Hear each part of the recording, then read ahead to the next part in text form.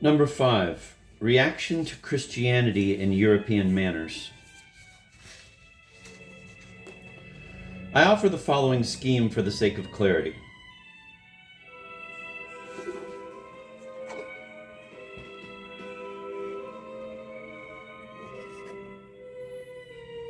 If you'll look at the screen, I am now showing this scheme that he offers for clarity.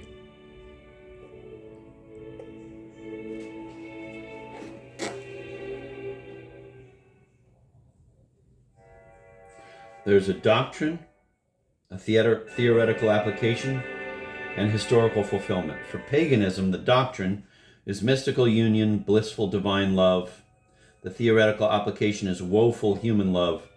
And the historical fulfillment is hedonism, passion rare and despised.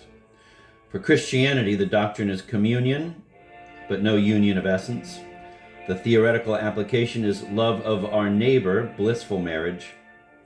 And the historical fulfillment is painful clashes, intense passion. Psychologically, the paradoxes of this scheme are pretty easily accounted for. Neither during Plato's own lifetime nor in the course of the ensuing few centuries did Platonism become popular.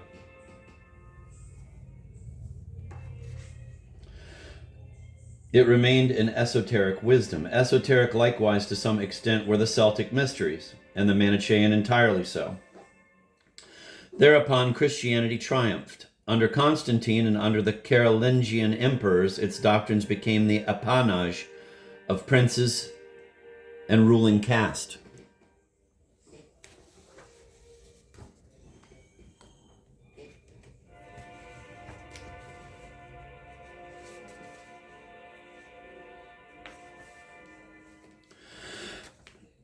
Under Constantine and under the Carolingian emperors, its doctrines became the appanage of princes and ruling caste, who forced them upon all the peoples of the West. This, of course, meant the repression of the old pagan beliefs, which became the hope and refuge of natural inclinations frowned upon and not disposed of by the new rule. In the eyes of the ancients, marriage, for example,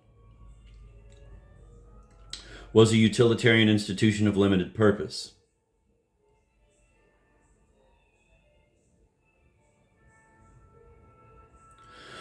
If not adultery as understood today, at least concubinage was allowed by custom, for slaves could be both used and abused. In Roman law, slaves were not persons. Persona est sui iuris, servus non est persona.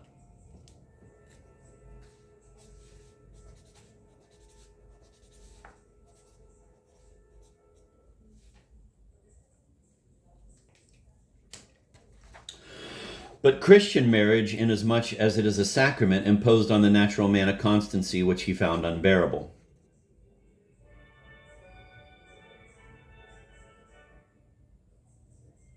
Anyone compulsorily converted came under the restraints of the Christian code, but lacked the support of any actual faith. Inevitably, the barbarian blood of such people must have rebelled.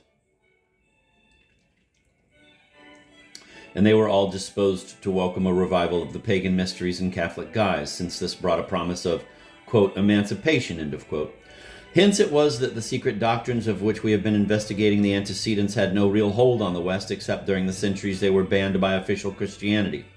So it was that passionate love, a terrestrial form of the cult of Eros, came to invade the psyche of those members of the leading caste who had only simulated conversion and felt the marriage rule as a restriction. Yet devotion to a God who was anathema to the church could not be avowed in the light of day. It took esoteric forms and flourished in the guise of secret heresies more or less orthodox in appearance. At the beginning of the 12th century, these heresies spread quickly. On the one hand, they wormed their way among the clergy and a little later were manifested in many subtle and complicated ways in the great mystical revival. On the other hand, they drew a ready response out of the depths of the spirit of the age.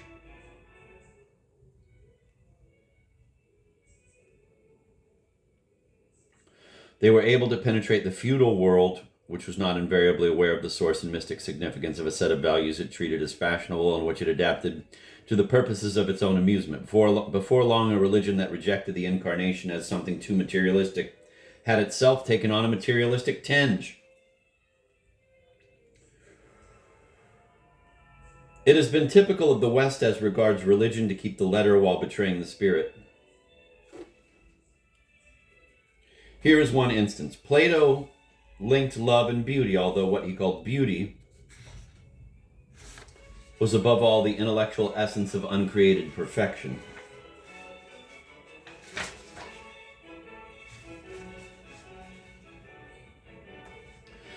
The form of all excellence. According to Jose Ortega y Gasset, it is impossible to tell to what deep levels of the Western mind Platonic notions have penetrated.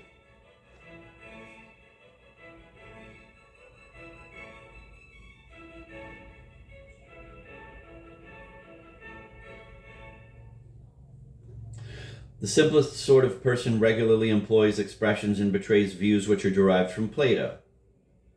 End of quote. But such a person distorts these expressions and views in a direction suited to his Western nature, and it is in this way that popular Platonism has led us into a grievous error.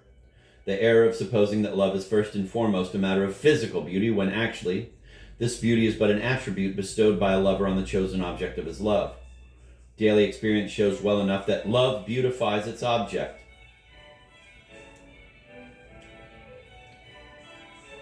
And that official beauty is no pledge of being loved. But the degenerate Platonism by which we are obsessed blinds us to the reality of the objects as it is according to its own truth. Let me reread that sentence. But the degenerate Platonism by which we are obsessed blinds us to the reality of the object as it is according to its own truth, or else renders it little likable. And it sends us in pursuit of chimeras that exist only inside ourselves. It may well be asked why in error due to misunderstanding Plato should have succeeded so well and have endured invincibly. It may well be asked why in error due to misunderstanding Plato should have succeeded so well and have endured invincibly. The error awakens obscure responses in every human being's heart, and in particular in the heart of every European.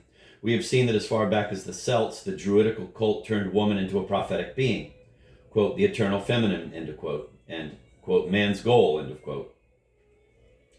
In this way, it sought to materialize the divine urge and to endow it with a corporeal hypostasis.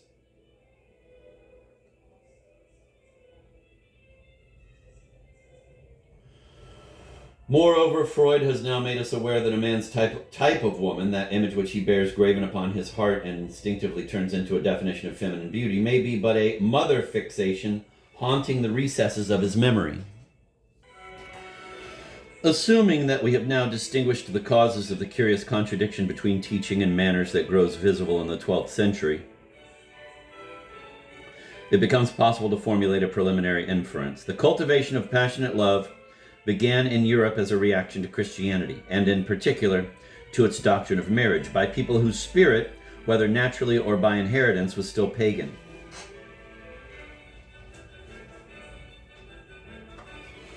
But this would be mere theory and highly disputable were it not that we are in a position to trace the historical ways and means to the rebirth of Eros. We have already settled on a date. The earliest passionate lovers whose story has reached us are Abelard and Heloise, who met for the first time in 1118. And it is in the middle of this same century that love was first recognized and encouraged as a passion worth cultivating. Passionate love was then given a name which has since become familiar. It was called courtesia, or courtly love.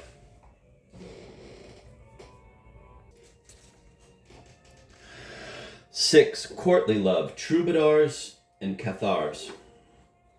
That all European poetry has come out of the provincial poetry written in the 12th century by the troubadours of Languedoc is now accepted on every side. This poetry magnified unhappy love. M. Charles Albert Singria remarks, quote, Between the 11th and 12th centuries, poetry, whether Hungarian or Spanish, Portuguese, German, Sicilian, Tuscan, Genoese, Pisan, Picard, Champagne, Flemish, English, etc., was at first Languedoc, which is to say that the poet, who had to be a troubadour, was compelled to speak the troubadour language, which was never other than Provençal.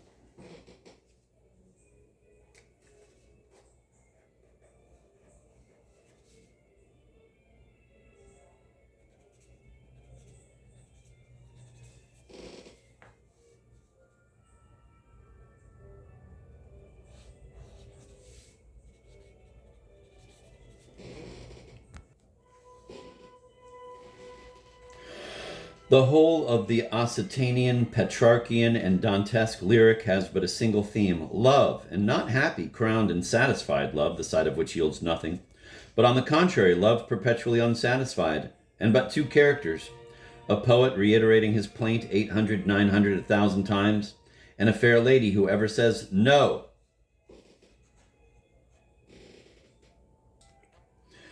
I'm going to reread that opening up. Paragraph 6. Courtly love, troubadours and cathars.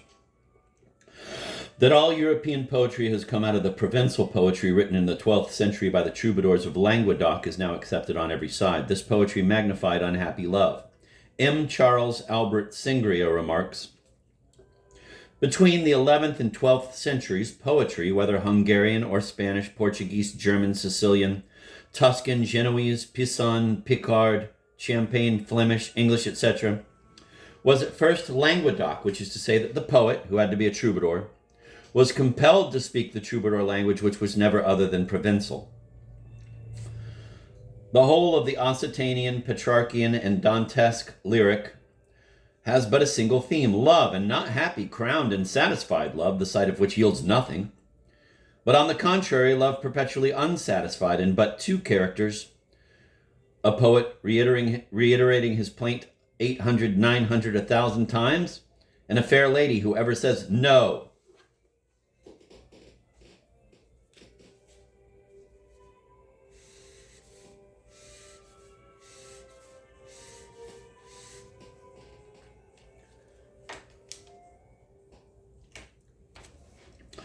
No European poetry has been more profoundly rhetorical, not only in its verbal and musical forms, but also paradoxical as it may seem, in its actual inspiration, which is obtained from a fixed system of rules which was codified as the Leis d'Amour. But it is likewise true that no rhetoric has been more productive of high-flown fervor. What it quickens with noble emotion is love outside marriage, for marriage implies no more than a physical union. But amor, the supreme eros, is the transport of the soul upwards to ultimate union with light, something far beyond any love attainable in this life. That is why love now implies chastity. Quote, et d'amour mu castitas, end of quote, sang the Toulouse troubadour Guilhelm Montagnagel.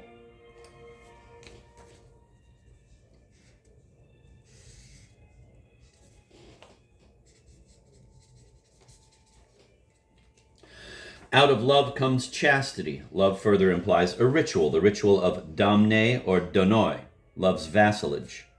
It is by the beauty of his musical homage that a poet wins his lady. On his knee he swears eternal constancy to her, as knights swore fealty to their suzerain. He receives from her a golden ring and a chaste kiss on his brow.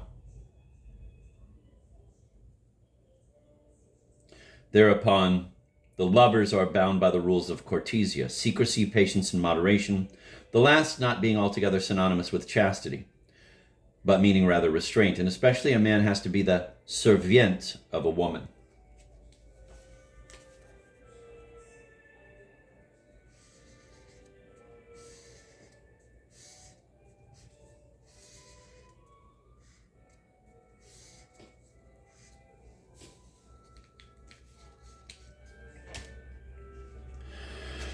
Whence came this notion of a love, quote, perpetually unsatisfied, end of quote, and whence too that of singing in plaintive enthusiasm the praises of, quote, a fair lady who ever says no, end of quote. And how is it that such consummate poesy was at hand ready to serve the new passion? The miraculous character of the twin birth cannot be too greatly stressed. Within no more than about 20 years, there were established together, on the one hand, a vision of woman entirely at variance with traditional manners, a woman who was set above man and became his nostalgic ideal. And on the other hand, a new but fully developed poetry of an extremely complex and refined character, a poetry equally unknown to antiquity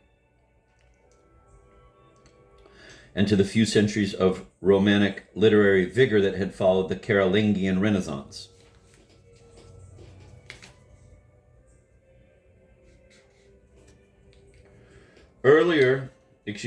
Either both these things dropped out of the sky, that is to say, medieval society was suddenly collectively inspired with them, or else they had some definite historical cause.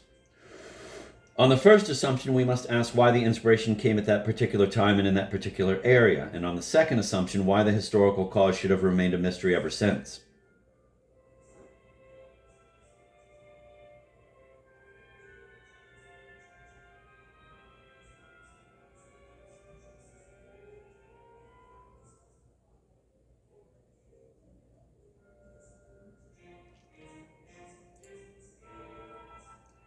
The most curious feature of the business is that whenever the most serious authorities happen to refer to it, they betray that they are at a loss and at once determined to say nothing.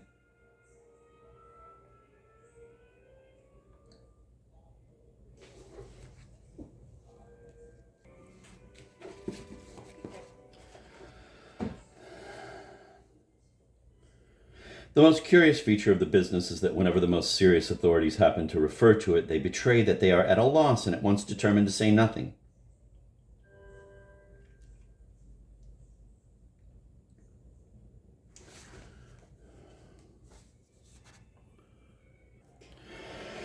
It is generally recognized today that both Provençal poetry and the notion of love which informs its themes, far from being accounted for by conditions prevailing at the time, seem to have been in flat contradiction to them.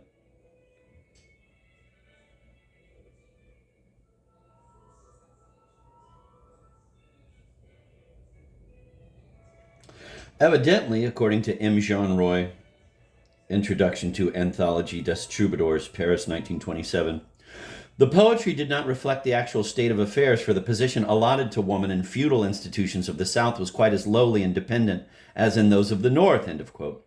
If it is thus evident that the troubadours were not depicting the conditions around them, they must have obtained their notion of love from elsewhere.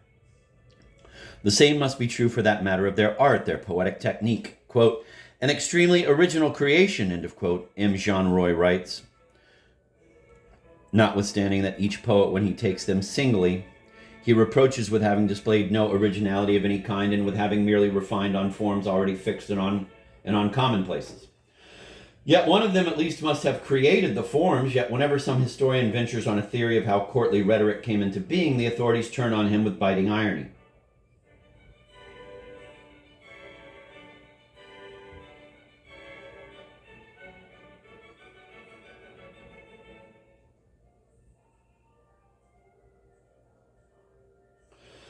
Sismondi attributed the origins of emotional mysticism to the Arabs. His theory was disdainfully rejected as monstrous. Diaz discerned resemblances in the rhythms and pauses of Arab and Provençal lyric poetry, where told he must not be taken seriously. Brinkman and others suggested that Latin poetry of the 11th and 12th centuries may have provided models, but this, it is said, cannot be listened to because the troubadours, it seems, were not sufficiently educated to have been aware of this poetry. Thus, no matter what explanation is offered, the authorities are apparently determined to poo-poo any attempt to give a meaning to what they have devoted their lives to studying.